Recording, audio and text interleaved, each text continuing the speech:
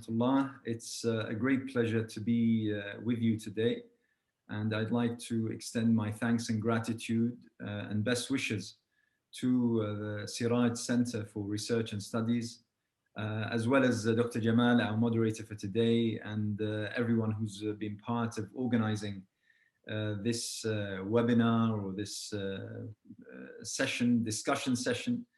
It saddens me that we didn't hear the rest of Dr. Tariq Maudood's presentation, because I am, as well as I'm sure most of you, were gripped by the concepts that he was laying out in terms of discussing this particular issue, which is, one can say that it is quite a complex issue, and it has several aspects and several layers that one can approach from. And I have to say that one or two points that he mentioned actually gave me some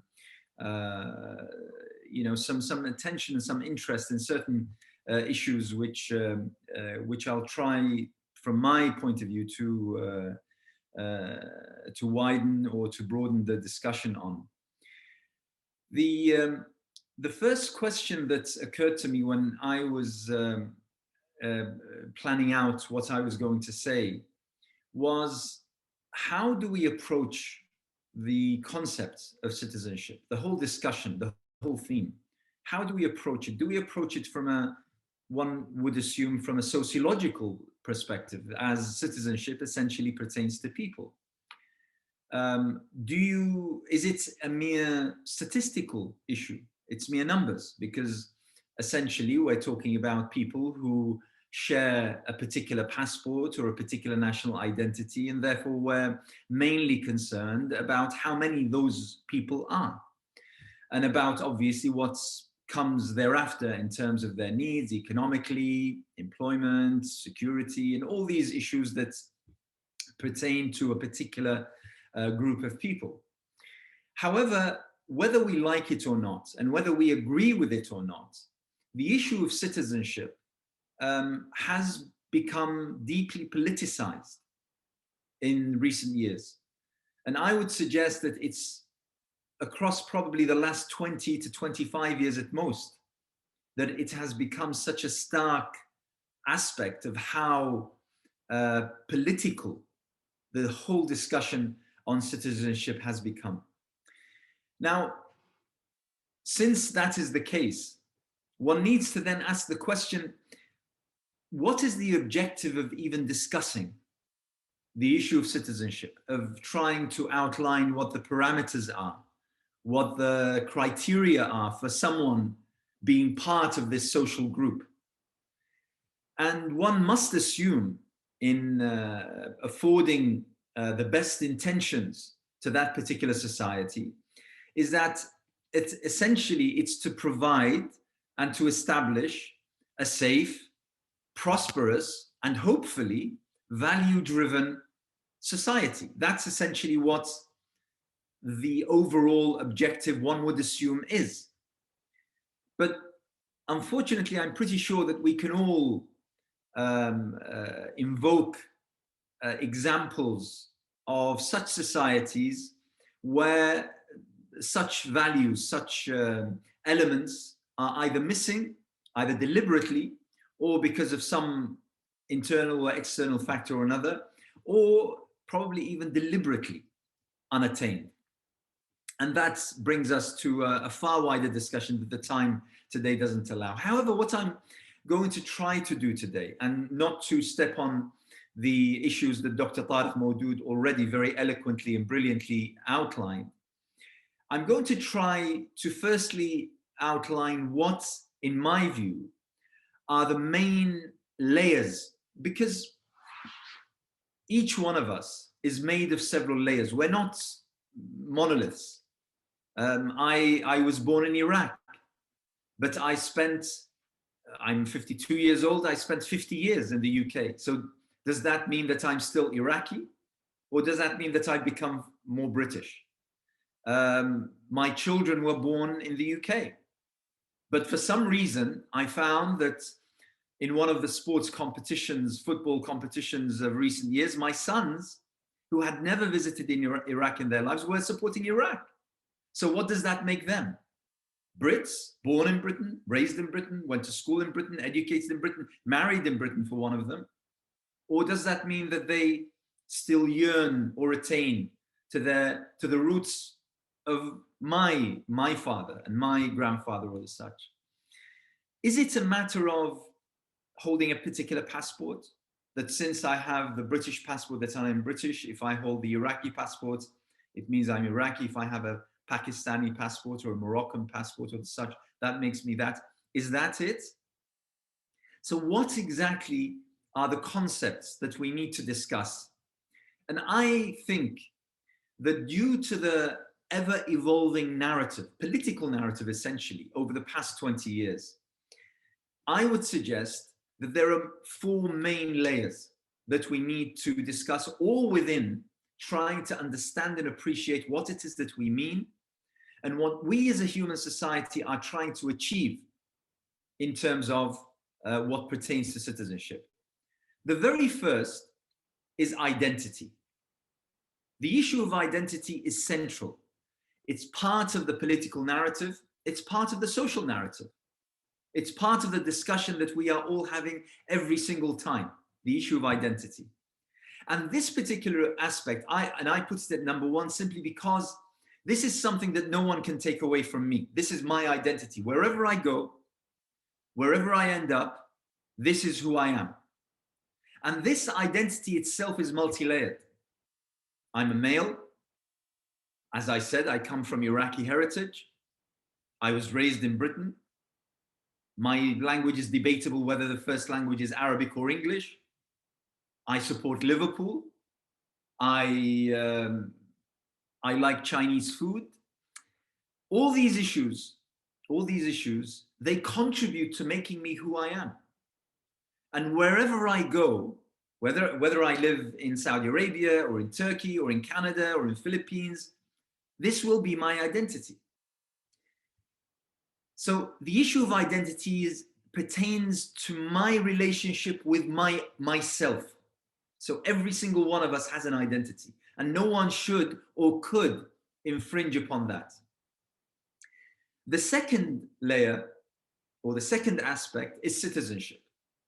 And citizenship essentially pertains to my relationship to the place where I've chosen to live and reside. That is at least how I see it. I'm pretty sure that many others will see it differently. But to me, citizenship is my relationship with a state, with a particular state. It's the rights and duties, such as Dr. Tariq outlined. It's the rights and responsibilities that contractually bind me and tie me with the state in which I live. It's my duties towards that state and the state's duties towards me. So it's essentially an element that has a political aspect, but it's essentially human, because as Dr. Tariq said, I could have absolutely no interest in politics whatsoever. My being here is probably for economic reasons, for employment, for education for my children, in order to build a house that I couldn't build elsewhere, and so on. So this citizenship comes after identity. Then we have the aspect of nationality. And nationality is what ties me with a group of people. That shared passport, if you wish. That shared drive in order to bring prosperity and success economically and socially, humanely, to that group of people, that society within which I interact. Nationality is something extremely important. Now that falls in direct contradiction with what we are seeing today, and we've started seeing over the past 5 years, nationalism. That's something else, but it falls within the same realm. It's about people. It's about society. And finally, I'll add another aspect. And that aspect is the aspect of loyalty. Now, loyalty is essentially a very emotional thing. It's not something that I can identify or write down on a piece of paper or have and carry around with me. Loyalty is something that you can't you have no jurisdiction over. You can't legislate for how much or how little in every single individual. For instance, I mean, let's give an example from the reality of the United Kingdom. And I'm sure many of you have been listening to the news recently, and there is a drive in Scotland, for instance, to separate and declare independence from the United Kingdom. So does that make a Scottish businessman or a Scottish politician from the Scottish National Party, or a Scottish factory worker, or a Scottish bus driver, does that make them in any way less loyal, or their loyalty being brought into question in regards with their wish to declare an independent Scotland? Is that the defining issue? The defining issue that the Scots should have an independent because they are less loyal to the United Kingdom than anyone else? Is that the question? And the issue of loyalty, unfortunately, because it's very difficult to legislate, is where a large swathe and sector of politicians, as well as media personnel and the such, have chosen to play with in order to push their political or media or ideological agendas. Because it's very difficult. I mean, when someone, for instance, questions my loyalty to the country because, for instance, I oppose a particular policy, I'm against the engagement in wars in various countries around the world, I do not want British weapons to be sold to dictatorial regimes, my loyalty is being brought into question because I have no means of actually measuring how much or how little my loyalty actually is.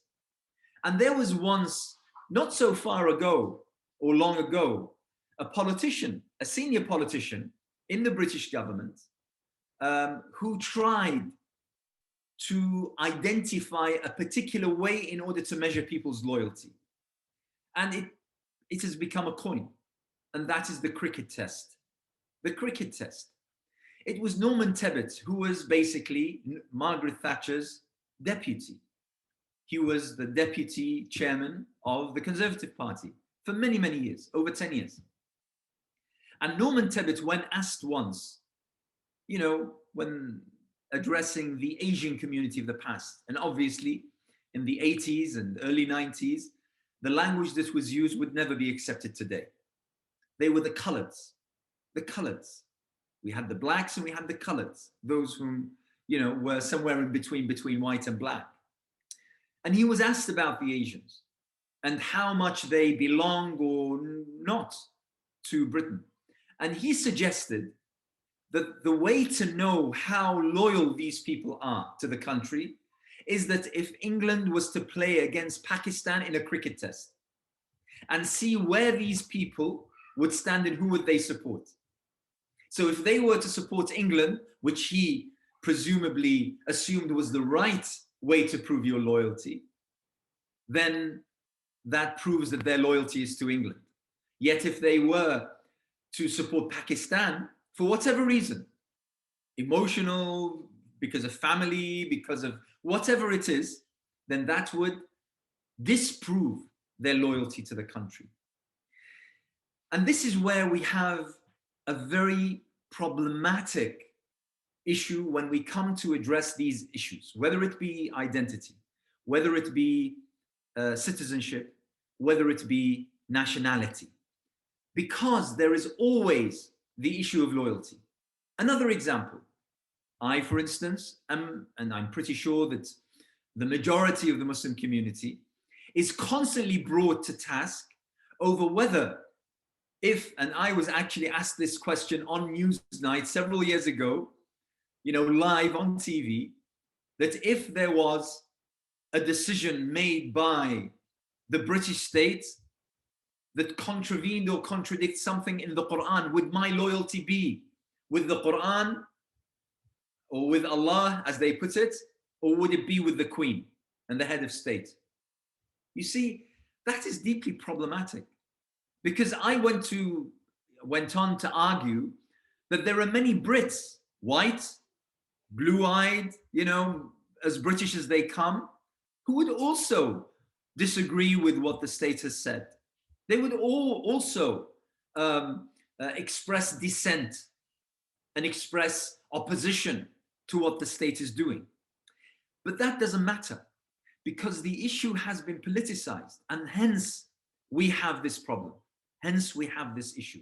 And that is why this particular topic is incredibly important.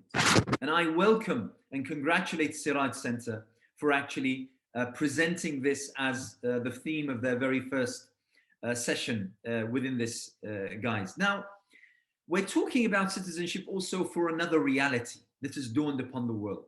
And that is that due to various quite catastrophic events, particularly in the Middle East, there have been waves and waves of migrations.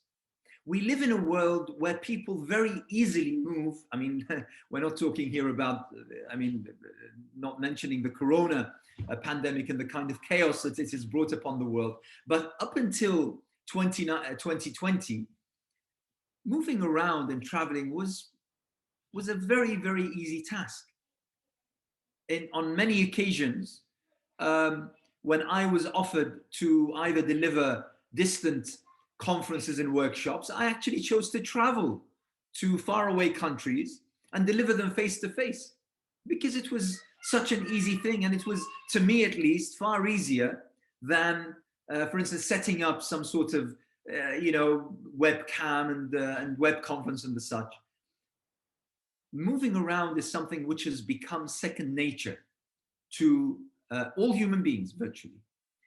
So, and the issue of migration, which has become extremely political because of Syria, because of Iraq, because of Libya, because of Kashmir, of the Uyghurs, of the Rohingya, because of various calamities and catastrophes around, particularly the Muslim world, and those choosing to come mostly to Europe, firstly because of proximity, because it's closest to where they reside and live, and also because there is a feeling, there is this overwhelming belief that these countries will afford them the kind of safety and sanctity that they lost in their own homelands. I always remind British politicians and anti-immigration activists, I say these people aren't here because of the weather.